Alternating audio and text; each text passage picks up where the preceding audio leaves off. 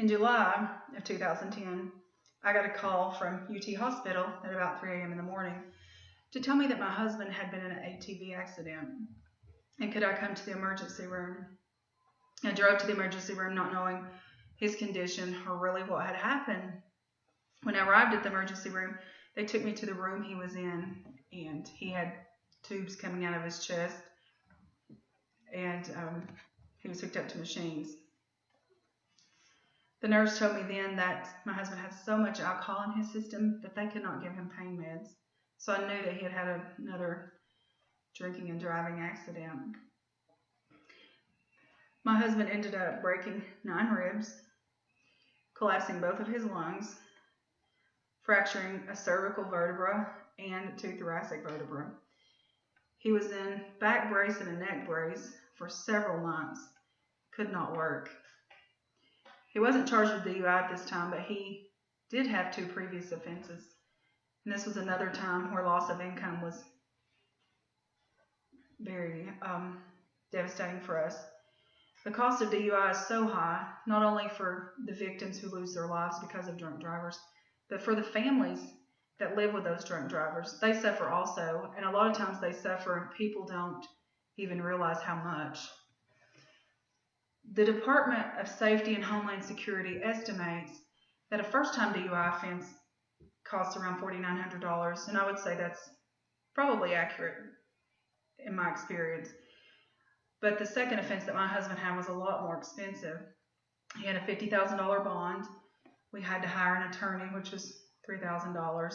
So I'd estimate with fines and fees and court costs and all those things, it was about $10,000. Not counting the loss of income because he lost his license. Then came his job, so there was that loss of income for us too. Luckily, my husband has never been in an accident where someone was injured. I'm very grateful for that. Mothers Against Drunk Driving statistics say that in 2013 there were 29,093 DUI arrests, and out of those 29,000 arrests there were 295 fatalities.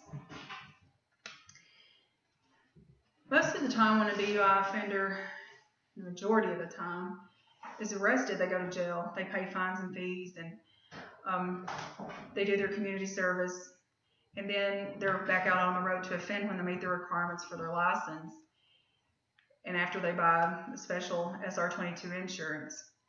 But I propose we try to change that. According to WSMV Channel 4, Governor Bill Haslam wants to introduce a new law that will allow DUI offenders to trade 1 day of treatment for 1 day of jail time. I think this would be a great law. For those of us that are family members of DUI offenders, we suffer in a way, I think that's kind of silent because no one feels sorry for a DUI offender. And there's also the victims to think about, the families that lose loved ones because of this. I know that my husband is a repeat offender, but I have to wonder that if he was offered a treatment program or if he was forced to go to a treatment program, if that would have changed anything in our situation. I certainly think it would be of value to find out. The estimated cost of a drug rehab program is around $2,500, which would include DUI offenders too, and is a much lower price than the price that you're paying for the DUI offense. Also, a lot of insurances will pay for these programs now. There was a study done at the University of Memphis in 2006 and 2007 that they wanted to see how DUI offenders that were in treatment programs responded after a 6-month period. So they found that after 6 months of the release of a treatment program, that 74% of offenders were still abstinent after 6 months. And I think that those results are great enough, good enough